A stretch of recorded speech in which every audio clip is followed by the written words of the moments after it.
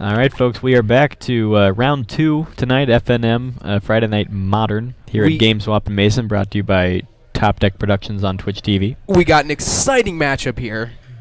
Dirty Mike Farrell going head-to-head against Jason Morgan on Grixis. Yep. Two Cincy stalwarts. Seasoned veterans here. These guys, they're going to play pretty tight, so it's going to be interesting to see what lines they end up taking. It appears that Michael here, I'm gonna be calling him Dirty Mike, just so everybody knows. I'm gonna skip the epithet, but you call him whatever you want, Victor. He is.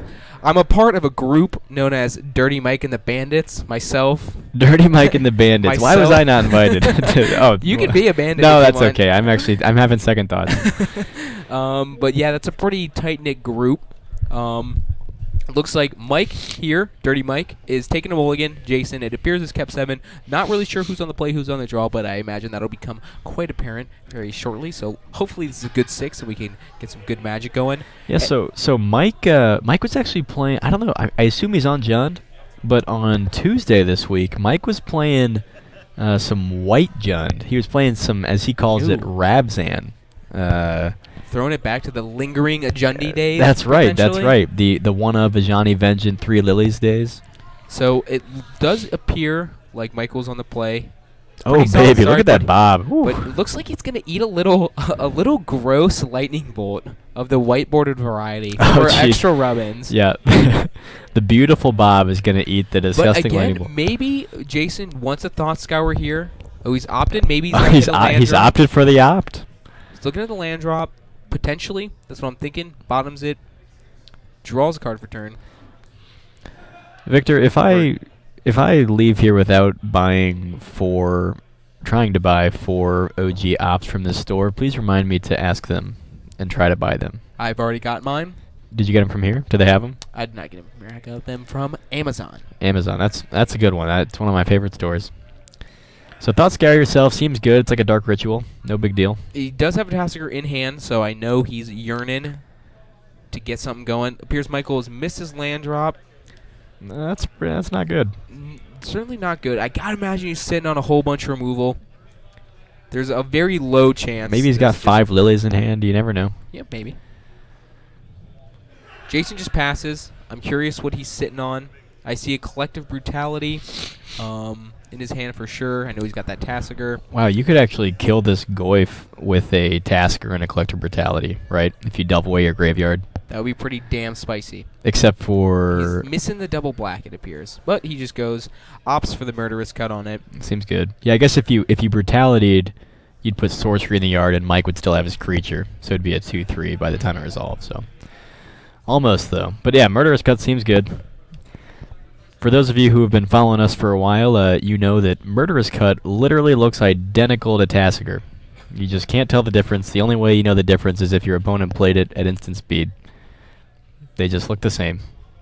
So, looking at a Terminate, looking at a Bloodstained Mire, bottom in both. OG Terminates, man. Jason's a very old-fashioned guy. But he's got the new Serum Visions. Yeah, that's a controversial move. You're right. That's really weird. Like, I like the new Serum Visions, but I like the old one too.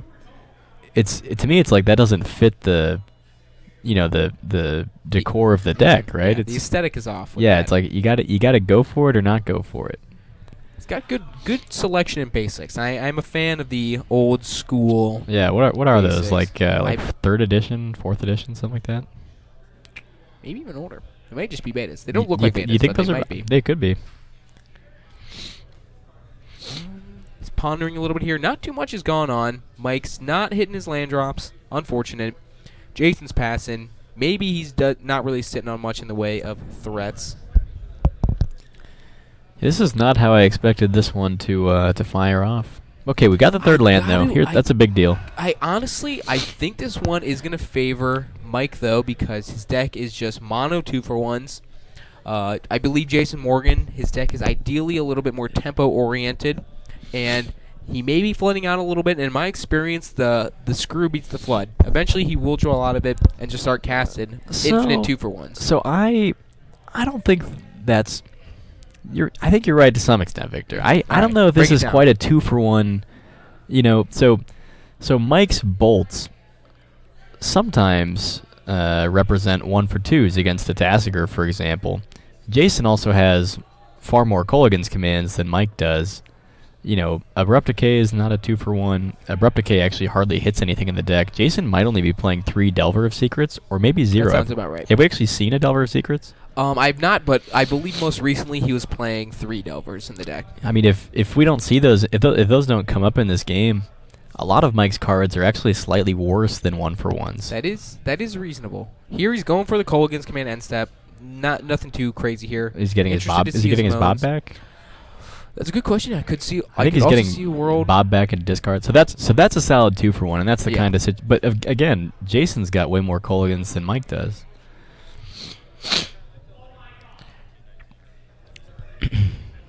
I would say probably the most powerful 2-for-1 in Mike's deck in this matchup is Raging Ravine. Honestly, Raging Ravine is a house in these matchups. I don't think Jason has tar pits. I don't think you want him. So interested to see how Jason's gonna take care of this Bob. He's got the Kolaghan's command and he's got the Bolt. So it looks like he's just dealing 2, having Jason discard a card. So that's a nice 2-for-1 there. So to some extent they're still at parity, minus the whole Jason being up on lands thing. Just drew another land for turn, passes it back. I like holding the land there. He's probably not going to need 7 lands, and in case if he drops a Lily, he's going to want something to pitch to that. Very heads-up play. But ends up going for the Pia and Kieran, which that is a great card here. It's a very good card. That's as good as... I'm surprised. So does Jason have any remands, do you know? I believe he does have at least 2 remands. Okay. But in the main board? Kolaghan's command is a pretty good answer to that. Sure. Yeah. But however, it does not look like he's really sitting on much at this point. Smushes for 1. Strong play. I like the Thopter tokens he selected as well. He cares. Unlike this white-bordered lightning bolt guy. Okay, so we see the Lily. So now he's going to be able to pitch that land, as we mentioned. Yep, which is definitely heads-up play by Jason. So it's kind of... I'm veering towards my boy Mike here. Jason is just drawing a lot of lands. Pretty unfortunate. I'm curious to see if he's going to do something with his Collective Brutality. Maybe... nothing really seems too great here. Got a lot of lands from Jason. Jeez. Is that a Goblin Rabblemaster in Mike's hand? Oh yeah. People, have you not heard about this hype train? I've not heard about this hype train. It's getting carried away, but people are really sold on it. It's been doing well online, and the card does do some things interestingly. For one, it presents a huge clock for these Jund decks against Tron and against Combo. It's usually going to be a 2-for-1 in a mid-range matchup because both players are tapping out early, so you'll get the Goblin token. And it's very splashable. You can cast it through Blood Moon. I don't think it's a great card, but it does things in this meta. I've heard crazier things. Certainly heard crazier things. Yeah, so I don't know how many Mike's playing. I've heard people going as crazy as like playing 3 in the main board, like pretending it's the new Dark Confidant. I don't know about that. It's just so atrocious in these Bolt-related matchups. Yeah. Trading 3 mana for a Bolt is really not where you want to be. Yeah. I'll tell you, I actually was... do you know the card Sin Prodder? I do. I was super stoked for that card when it came out. You're a silly man. wasn't sure about its place in Modern. I sort of hoped it would carve out a spot for itself. But you know where that card has carved a spot for itself? Is in Legacy and Vintage Big Red decks. Believe it. Believe it. This is true. Look it up. Look it up, folks. Sin Prodder.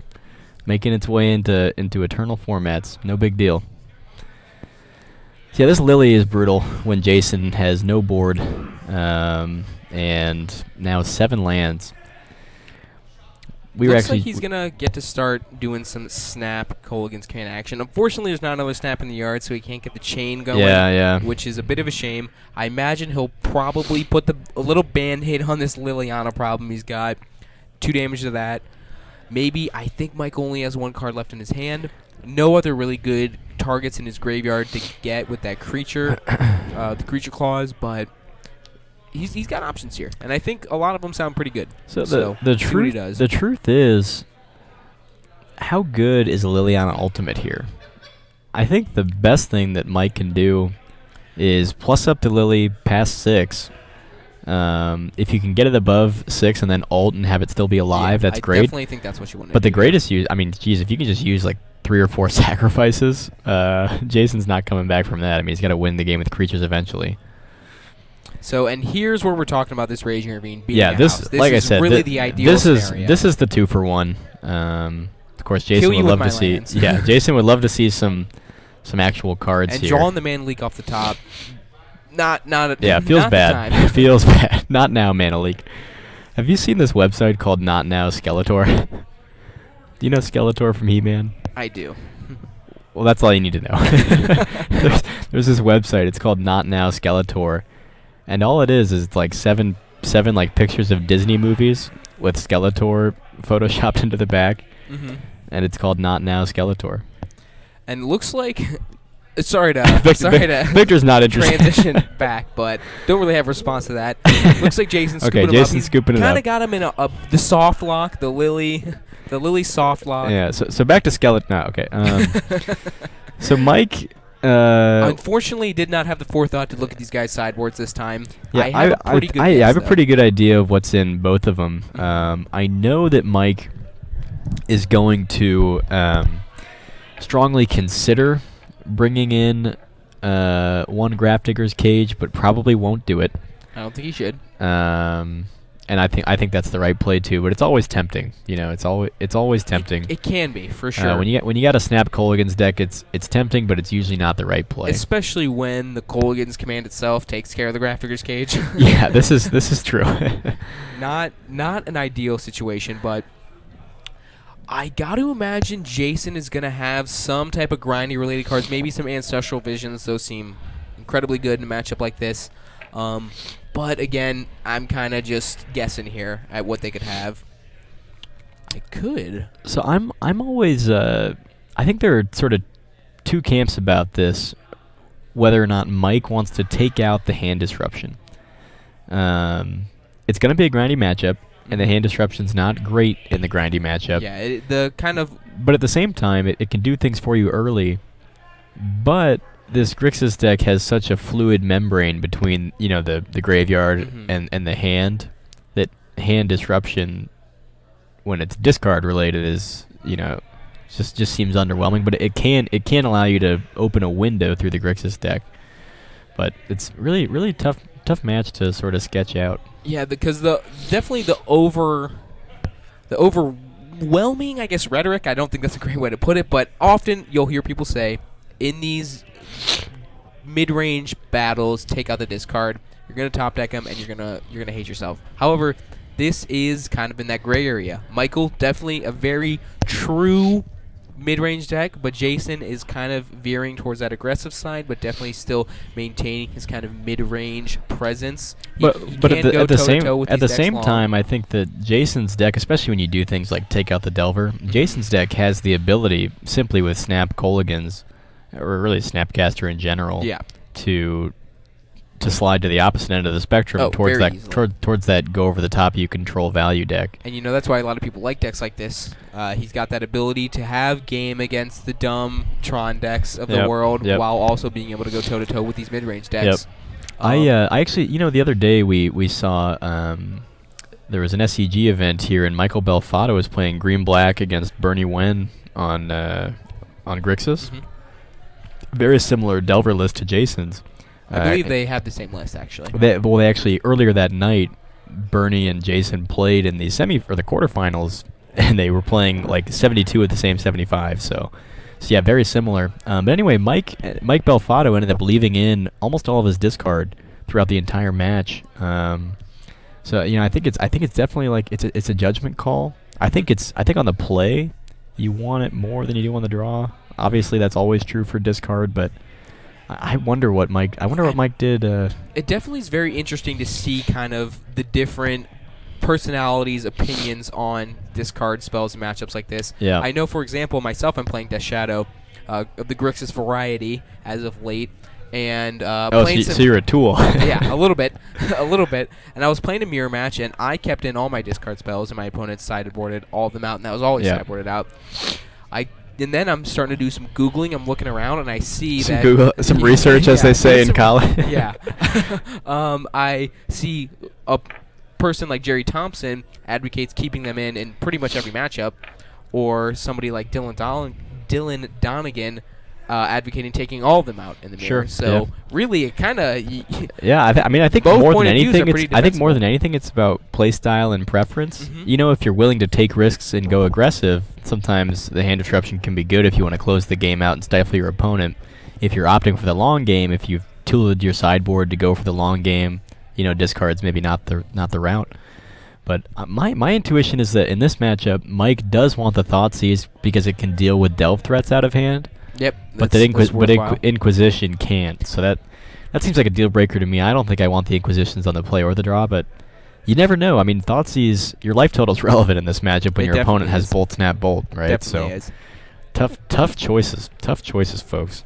And you know, I can, like, in some worlds, I can see, like, maybe against Abzan or something. If you don't see Dark Confidants, I can see a world where you maybe want to take out bolts, but he's playing Dark Confidants. You know your opponent's keeping in bolts. Yeah. You know the drill. The decks are going to look fairly similar. Well-timed Bolt is also great against Scavenging Ooze, which we know Mike is going to leave in because that card kicks ass in this matchup. Definitely has the ability, which is kind of exactly what these Jund decks want. A pretty, it's not the greatest play on turn 2, but it's fine. But on turn 10, it's like busted. It's goddamn. Especially against Snapcaster Mage, it's just like, because I've been on that side of the table countless times, and it really does not. It's not fun. Yeah, when I'm playing Naya midrange versus any black-green deck, whoever draws the first or the most Scavenging Oozes that their opponent can't answer invariably wins the match. That sounds about without right. question. Sounds it is by right. far the most decisive card in the match. And I did see Mike had one in his hand. In his hand? Yeah. Well, that's dope. Good I believe for Mike. he drew it for it. good. Congratulations. Mike doing some stellar pro drawing here. I'm curious. I see a Terminate floating around his hand, but I don't know much else. Maybe just I see a lot of lands. shiny, expensive cards. That's what I see. That Black Cleave Cliffs is like $90, I think. He's going for the Inquisition, so he looks like he's not agreeing with you and has kept them in. I think, like I said, I think on the play, that seems... I wonder if he'd take him out on the draw. Oh, he was on the draw. Huh. So, Jason has a very reactive hand. Double Fatal Push, Terminate, Steam Bend, Scalding Tarn, Kolaghan's Command. Dirty Mike takes the Kolaghan's Command. I think that's probably right. All the other cards are pretty interchangeable. What was that name? Kit Tusk the cat? Was it Kit Tusk, like elephant tusk? Thanks for the follow. We do appreciate it. I just no idea what your name means. Couldn't really read it. Don't have my glasses on. Where are you seeing this? Oh, they when people follow, we get a twinkly star thing to make us feel better. I know who Kittis the cat is. Wait, you do? Yeah, my cat is named Kittis. Wow, was that your cat? Does your cat? That's presumably either my cat or my roommate Aaron. Maybe Andy is there as well. If so, what's up, guys? Jason has drawn a young Pyromancer.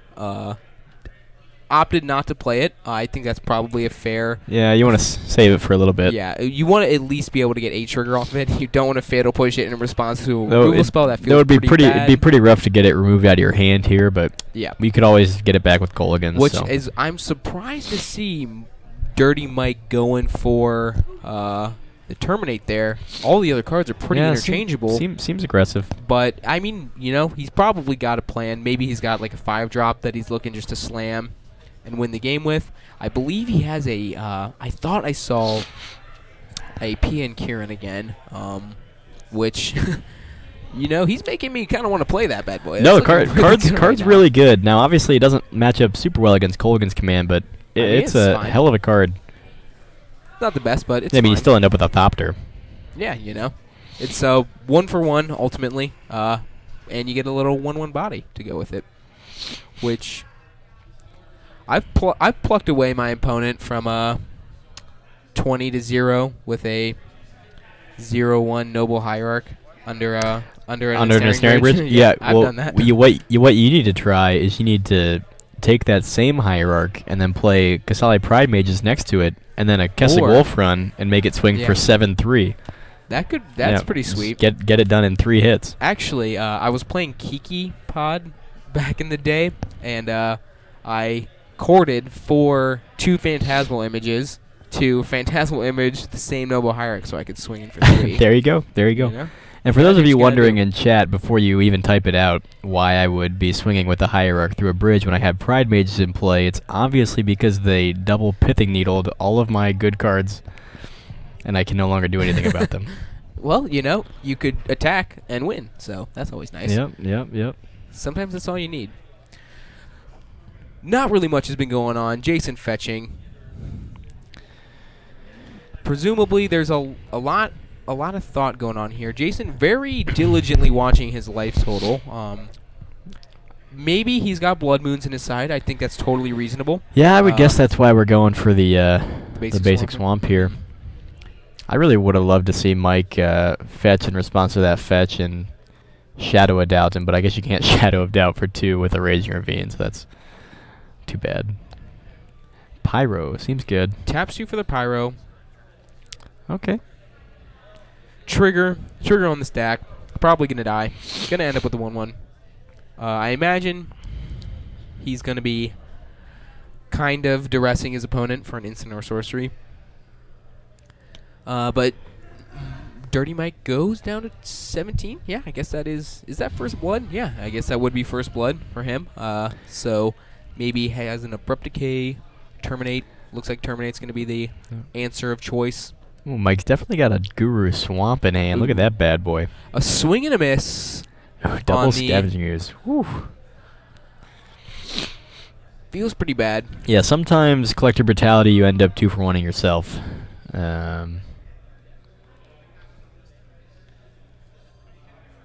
I imagine the person roasting me in the chat is Aaron. Yeah, we won't for Victor's sake. We won't even bother looking at it. We're just yeah. I'm not even gonna dignify it with a response. Dirty Mike starts up, pluses the Lily, passes. It still would technically die to a Lightning Bolt, but I don't think Mike really cares. No, I don't think so either.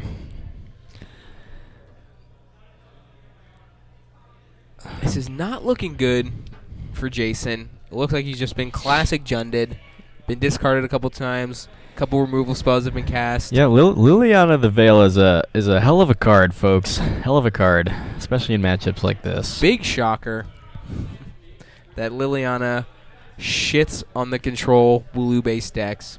It's just so hard for decks like these to pressure Liliana effectively. Yeah, because you have to commit to the board early, but you really don't have any cards that can commit to the board without blowing yourself out. Like if you double away your whole graveyard for a turn 2, turn 3 Tassiger, that's bad for you.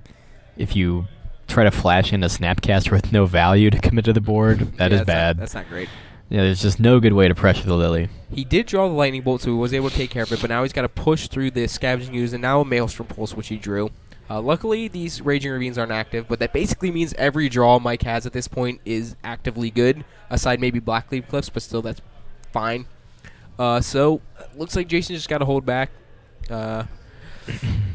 Hopefully, draw well, you know? So here's another instance where Jason could very easily, you know, find the answers like a Snapcaster to keep up with these Scavenging Oozes here if Mike... well, I guess that's not the best example because Mike can play around the Snapcaster with Scooz itself, but Mike doesn't have Jason locked out of this game quite yet in the top deck war if it were not for the Raging Ravines. Mm-hmm. That is just a killer efficient 2 for 1 that Jason's constructed his deck not to have any similar answers to. If we had a Creeping Tar Pit, that would be a little different. Those are incredibly good at, as we mentioned earlier, pressuring that Liliana. Yeah. So, I mean, it's not over. It's not over till the fat lady sings, as some say, but it's not looking good for Jason here. I'm not a super big fan. Oh, there's the Blood Moon we mentioned earlier. So that's actually a big deal. Yeah, you don't usually see the turn 11 Blood Moon come up big or whatever it is, but that's pretty good. Yeah, I mean, Mike can't even activate. Now, he does have a 3/3 Scooz in play, but I don't know what that gets you here. So the race is on. He's got a Maelstrom Pulse in hand, which cannot be cast. He just drew a Lily, which also cannot be cast. So man, That's a good draw. That was a good draw. I had not thought about that coming up here, but that's a big deal. I think he might have just drawn a Fatal Push. If that's the case, I can't imagine why he's thinking so hard, but maybe that's not what he drew. Just passes it back. A Rabble Master. Ooh. Oh, baby. And here so like I said earlier, there are about 4 reasons to play Rabble Master right now, and this is one of them. Yeah, interesting. He did draw the Fatal Push, so this is going to put him under the gun. 1 and then 6 and then... Wait, now why push? Oh, you. He does not have a Revolt, and I believe he does not have any right, good way no to Revolt can't kill the Rabble Master, and yeah, Blood Moon takes out most of his Revolt options. Jason has done the classic, just drew, fanned out my graveyard, took a look at it, so maybe he's got a Kolaghan's Command, maybe he's got a Snap. Yeah. He's thinking here. I wonder if it would have been prudent to hold on to the Fatal Push until you could force a block with your token. That's reasonable. Mike's going to swing his Goblin Looks like token. It didn't matter. Yeah, it didn't matter. Got the Snap on top. But yeah, I wonder if it would have been nice to trigger Revolt with the... I like the using the Collective Brutality there. Just neg 2-ing it all his day. Keeping the good stuff in the graveyard still. Not too many things you're going to be able to kill with that down the line. So I actually really like that. It's a good play. A small touch, but actually I think really matters. Some small percentage points that'll add up over the course of a tournament. Beats a little trade, takes 1, and a Tasker. This game is going to turn pretty quickly here. Yeah, Jason was going to tap all of his mana for that, but then he realized, wait, I can actually activate this Tasker. So yeah, opts not to do that. He's probably going to keep his graveyard fairly stacked. I imagine he's going to try to get it basically as stacked as possible. So whether that means leaving in a couple lands and just like 1 Snapcaster and a Kolaghan's Command or something, that seems pretty strong. Looks like he left all the lands and a... Oh, I see. No. Okay. So he took all the lands and just a left push. Snapcaster. Is that the only card left? Oh. Yeah, Snapcaster, Tasker, Serum Visions. I guess you give him the Tasker, right? Seems fairly easy. Seems prudent. But... So what Mike needs here is to rip the Bonfire. He could Bonfire for 5 and kill the Tasker and the token and take Jason to 7. Do we think he's got... Nope. Apparently he does not. And of all things, Blood Moon's saving the day there. Yeah, that, folks, you don't see that often. Yeah, interesting. Very interesting. So I imagine I can't really think of any cards that you really want to change between play and draw. I think with the presence of Blood Moon, I think that's a reason to keep in those discard spells, because you really don't want to have to fetch basics with the Jund deck. It's really not. You're saying you should leave in the discard spells to try and take a Blood Moon? I think that is I'm not saying that's necessarily the case. I don't really know. I've been in Mike's position here, but I have. I think fetching basics. I think fetching basics is fine, especially when your life total matters in this matchup anyway. I mean, well, there's a couple awkward situations that come up with the basics. I think the one I'm most primarily thinking make your of, scavenging use worse. Yeah, that's one of the big ones. That's a big deal. And it's even, I mean, fetching up 2 swamps to be able to hardcast Lily through Blood Moon, it happens. It happens all the time, but you really gotta, I feel like, have a specific hand to allow yourself to do something like that. I think probably maybe the second most punishing thing about the fetching basics for Mike is you have to have you have to have the red-green Raging Ravine and then have a green source to activate it with, right? Right. And so you've got to have 2 green sources effectively in play, but you still need the black source then. And that makes activating Raging Ravine super tough. Yeah, that's very true. And as we pointed out earlier, that's really one of the big reasons. Honestly, not only in this matchup as a 2-for-1, but one of the big reasons to play Jund. Card's pretty good. I personally would probably say it's the second best man land, but I honestly would be open to an argument about the first. I think the first probably is Celestial Colonnade. So I think Colonnade's the best land. I think everyone sort of knows that. Yeah. I actually, for a long time, I think Raging Ravine is the 3rd best. Behind Tar Pit? Right after Stirring Wildwood. Shut your mouth. Stirring Wild. Shut up. Hear me out. Stirring Wildwood is a 3-mana 3/4. That is aggressive. 3 mana for a 3/4. Its butt allows it to swing through otherwise, unswingable through combat states, when your opponent's got only 3 power or less on the board. You can swing because it's got 4 toughness. For 3 mana, it's got reach. This format is vastly underprepared for flyers. This card is amazing against Affinity.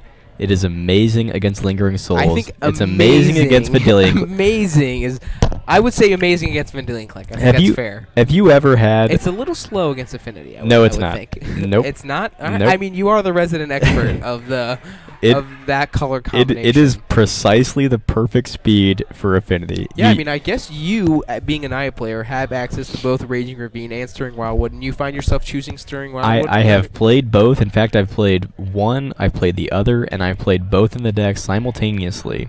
And the Raging Ravine, to me, was underwhelming in a deck that has a clock on its own in a zoo-style deck. I feel the same way about like a Green-White Hate Bears deck that also can present a pretty good clock, especially a Wiltleaf Liege version. If you've ever activated the Stirring Wildwood with Wiltleaf Liege in play, shit's disgusting. It's really good. Another manland that doesn't get brought up all that often. Treetop Village. Treetop Village is very good. That card is sick. So that's the thing. If you think that 2 mana for a 3/3 Trampler is good, 3 mana for a 3/4 Reach is just as aggressive. I mean, you can swing through tons of boards. You can swing with it real early. Plays around Cryptic Command really nicely. Doesn't die to Bolt. This is key. Stirring Wildwood does not die to Bolt ever. So the game has started. Dirty Mike starting off with arguably the best possible opening. Blackcleave Cliffs into Thoughtseize. Especially when it's a Lorwyn foil Thoughtseize. Yep. They don't make them like they used to, folks. Not even that new one that got reprinted. So in Jason's hand, I'm not 100% sure if I'm correct about this, but we had a Polluted Delta, an Opt, a Lightning Bolt, a Fatal Push, a Gurmag Angler, and definitely one Thought Scour, maybe 2. Did you just draw a Delver? I would be surprised if you drew I would be Delver. surprised too. I think that's probably the first thing that's going to come out in this matchup. Yeah, I would think so too. But Mike does take the Fatal Push, which I think isn't that a Delver right there next to the Opt? I think he's got one. That certainly seems interesting. I'm not 100% sure, but I could be wrong. You never know. He does fetch Shock down to 17, grabbing that Steam Vents. I just saw him shuffle the Blood Moon in, so he does still have that Blood Moon. Yeah, I think that's fine to leave in. Definitely. After the last game especially. Dirty Mike did take the Fatal Push there, which I'm suspecting means a Tarmogoyf is on the way. Or a Bob. He also has a Lightning He's got a Bolt, yeah, that's right. But it is kind of awkward because all of his hands basically did the same thing. Yeah. Like he had 3 draw spells, a threat. I mean, I guess he could have taken the threat, but that probably just means he's got removal for it. In the form of Gurmag Angler. Relatively slow start on Dirty Mike's part. I'm seeing a Thoughtseize on Jason Morgan's side. He chose not to cast it, before the Serum Visions, which I assume means he was missing land drop, which I assume correctly, but he topped a Scalding Tarn. Mike's not really doing anything. I'm seeing a Lightning Bolt to Terminate. Probably he's just sitting on lots of removal spells. So I don't think missing the land drop here is really that big of a deal. Yeah, as we saw in Game 1, I mean, Mike started out with 3 lands, and when Jason had 6, and Mike still won that game. But of course, Mike being ahead on lands here is a big deal if we see a Liliana soon, because Jason will be even less prepared than usual to get that off the board. What we saw earlier that we didn't comment on was a Thought Scour of Mike instead of on Jason doing it to himself to try to ramp out those delve threats, presumably because of a card he scryed. Jason going for a Thoughtseize.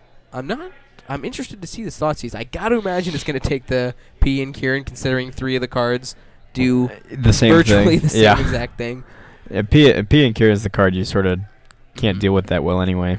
And we saw in the first game, it definitely, while it just met a Kolaghan's Command quite quickly, it still left some value, which, I mean, ultimately, I think this is going to be a match of inches.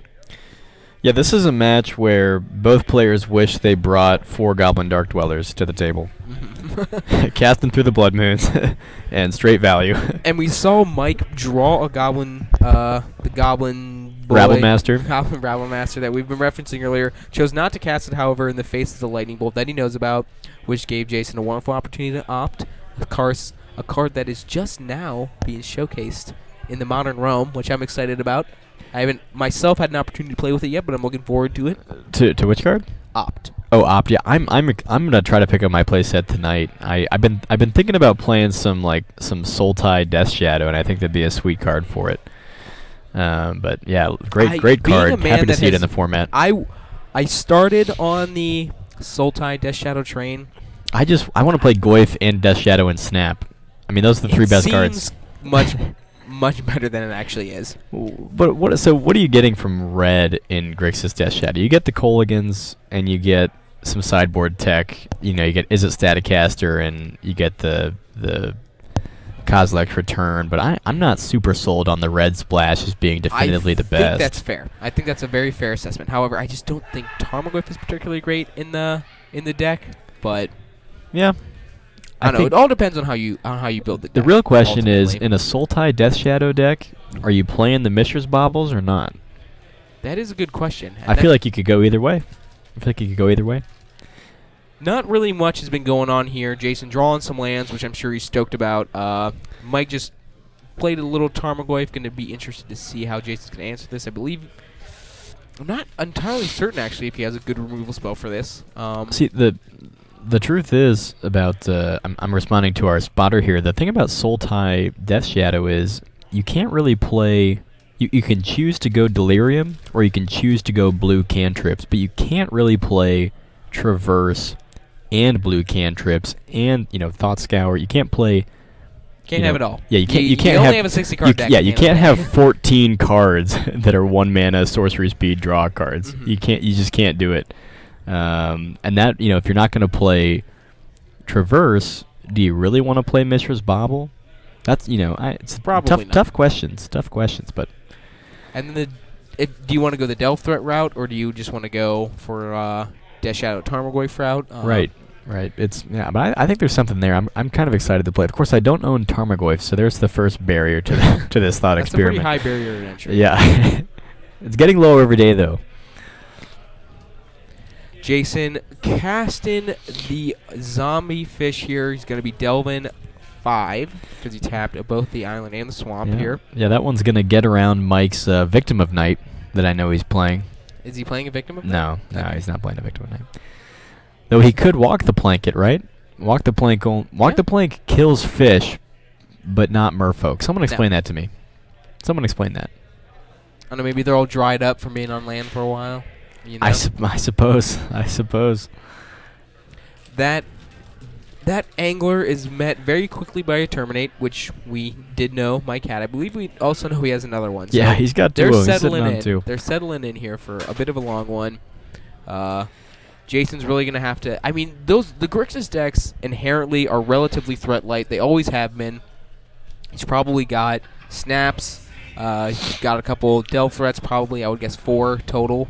Yeah, probably 2 Taskers, 2 Anglers. That seems to be... Maybe a Tombstalker. Yeah, maybe. I doubt it, but maybe. I like Tombstalker a lot, but tough to cast a Tombstalker through Blood Moon. And aside that, I can't really think of many threats that Jason would be playing, so... No, in fact, I think one of your tertiary win cons here is for Mike to resolve a Dark Confidant or 2, and then you bolt him. I'm being told that I'm wrong, and I can only have more than 60 cards. You can't have more than 60 cards, but you have a minimum of that. We can argue about this later, but I think if you go above 60 in anything not super specific, you're probably a bit of a silly boy. I will admit, I've registered 61 in a tournament. My 61st card was a basic mountain because I was worried about the burn matchup. And if you're playing a mid-range Naya Bolt deck, you really want to have the basic mountain to fetch with your 6 red fetch lands to bolt the turn 1 creature. That is fair. Without shocking. We saw Jason just on this turn picked up a Young Pyromancer. Forgot that was in the deck. I think that's going to be very, very good in these matchups. We also see that he has put an Ancestral Vision on Suspend, which I was speculating on whether or not he would have that in the sideboard. Looks Yeah, like we he haven't does. seen those yet at all, right? This is the first one we've seen resolve. I believe, or Not that it's resolved yet. Yeah, it's not resolved yet. Don't get it. Don't jump the gun. We could see the swerve, or the Imp's Mischief, or we could see the Ricochet trap. Does that do something here? Looks like I'm looking at both of these guys' hands. Looks like they're both working with some hot fire. It's going to be interesting to see how it's going to play out from here. I know Jason's got a couple bolts, Colgan's command, and looks like an engineered explosives. All very reasonable cards in the matchup. Jason is saying, nah, baby, nah, in response to Mike trying to move to combat. Get wrecked. Goblin Rabble Master. Usually generates a token, but not always. Like I said, I don't think it's going to be typically too great in these types of matchups, and that Ancestral Vision just lurking there is really gonna give Mike a run for his money. Now I will say I have seen Grixis decks lose with a lot of cards in hand against a black-green deck. Certainly it happens. Certainly it's possible. It happens. But yeah, I think Jason's going to be in a pretty good spot here. Yeah, he's pretty much got all avenues covered. It's nice having the EE for potential Lilianas. It's not the best answer. You're down on 2 mana. Little clunky, yeah. Yeah, but I mean, I've been there. You gotta do what you gotta do. Well, at this point in the game, I mean, both players have superfluous mana, so I think that's pretty good. Here, Jason tapping 6 mana to cast this Angler, just kind of saying, I don't have any counter spells in my deck. Yeah, I'm surprised we haven't seen Jason play a Remand yet this match. I mean, Remand's pretty good against these black-green decks. He takes it out. Really? Yes. I'm not 100% sure if it's correct, but when I played Remand, I was always told to take it out because... against the black-green?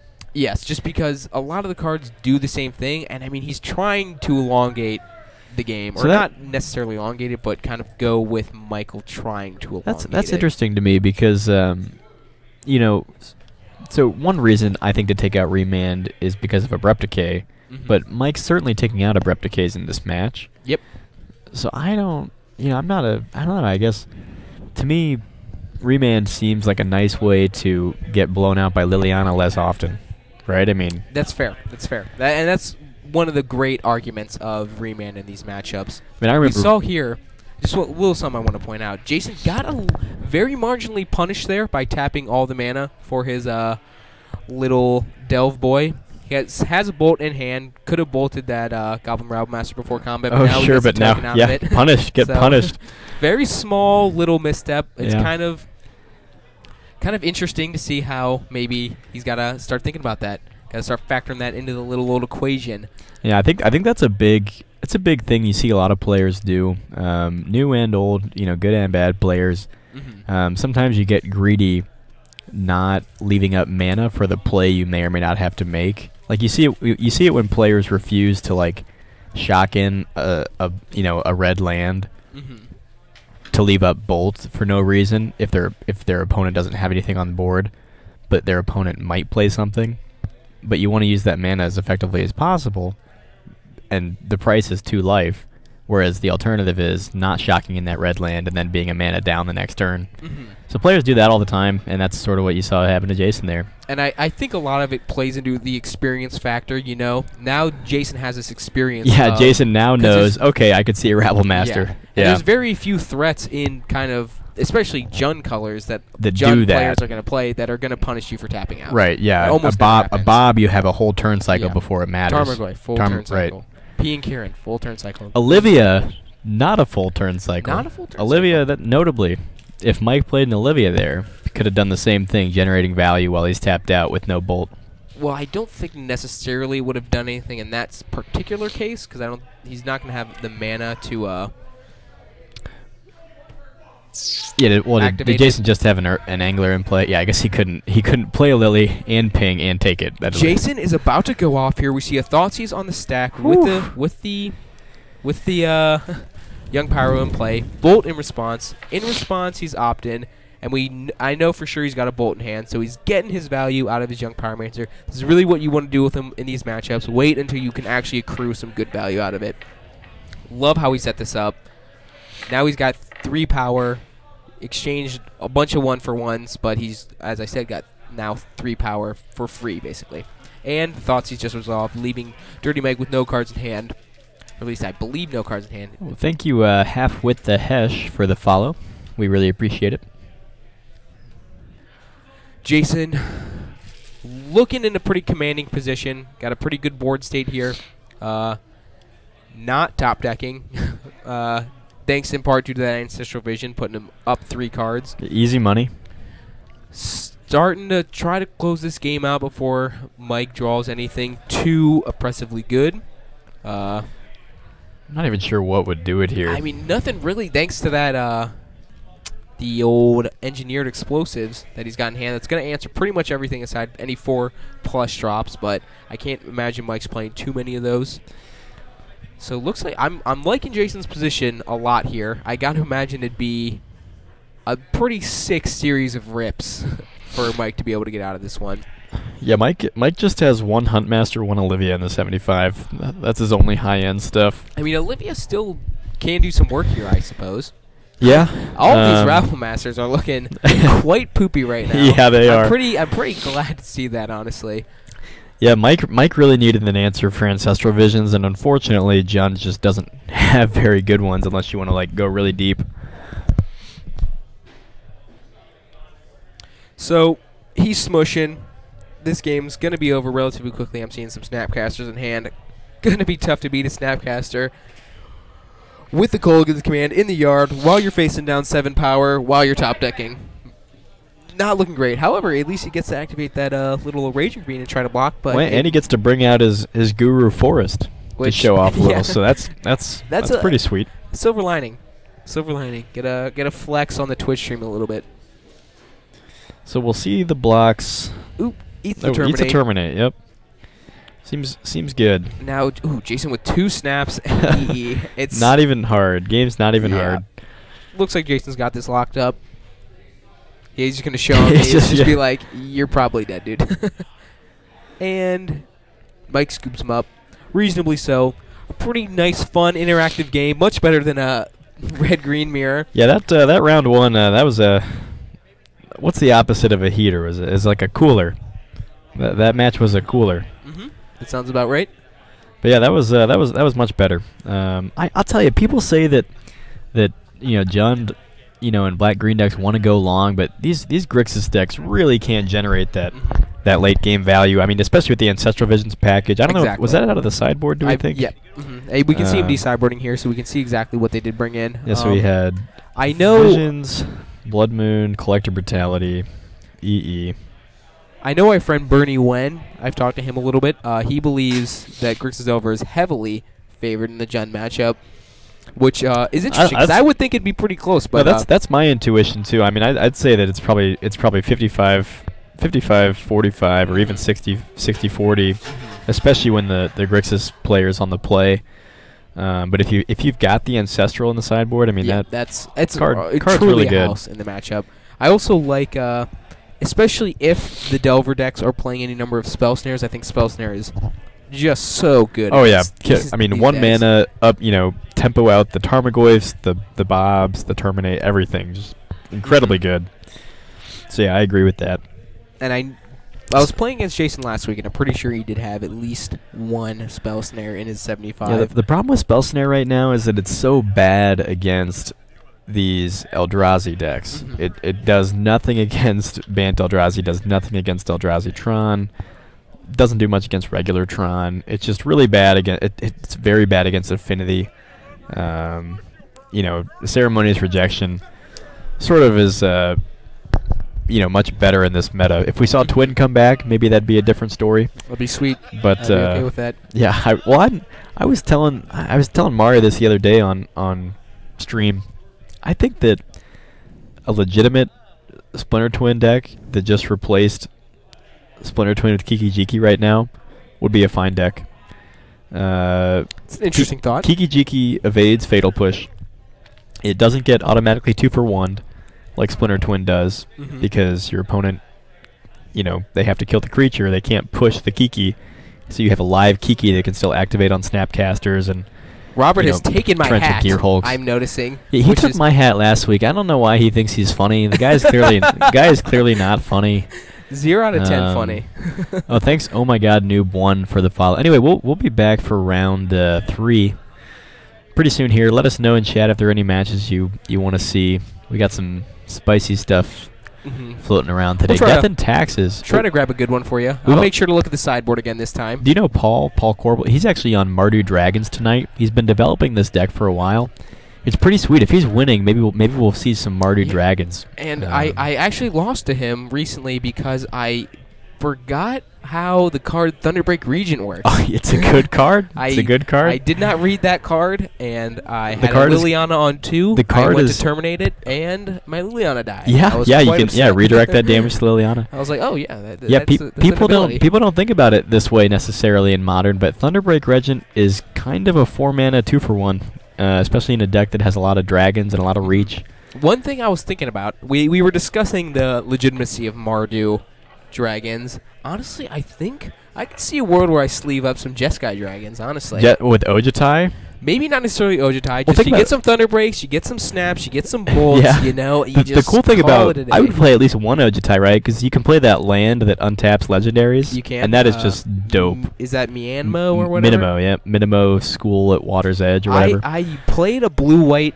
Jeff Hoogland built up a little blue-white dragons with fairies as well that I played for like a little 3-week stint, and that was pretty fun. And I did do the Wombo combo of untapping your Ojutai. You know, there's a guy at the store, you know, Andrew Teft. You guys maybe seen him on camera. He's playing an Esper Goryo's deck, but he's got Minimo in there, and he not only untaps his Ojutai, he untaps his Jace Friends Prodigies. His Obzidad. He untaps his Obzidads, which is, you know, not quite as good. But he also untaps that 3-drop legend that's French. That takes Patrick, what is the name of that legend? The 3-drop Esper legend that takes control of things. Yeah, Merky Re. What you know? Somebody's gonna have to throw up an image of that for me. It's a little too obscure. It's like it's like this 3-drop Esper legend, and it taps, and it kind of like Sower of Temptations stuff, but it's sweet if you have a Minimo in play because you can untap it and generate a lot of value, especially when you're returning it to play with haste with Goryo's Vengeance, and then you untap it with Minimos, get 2 activations, get a little threaten action going. Yeah, it's pretty sweet card. I wish I had the name for you folks. I'm incompetent. I'm not even sure I could pronounce the name if I saw it. It is Merike Re Berry. That's exactly what I went was for a French pronunciation there. Maybe if I want to go more American, I could go Merike Re Barrett. Yeah, that's definitely culturally insensitive enough to be American. So anyway, folks, we'll be back for round 3. Let us know what you want to see. Don't go away. All right, see you shortly.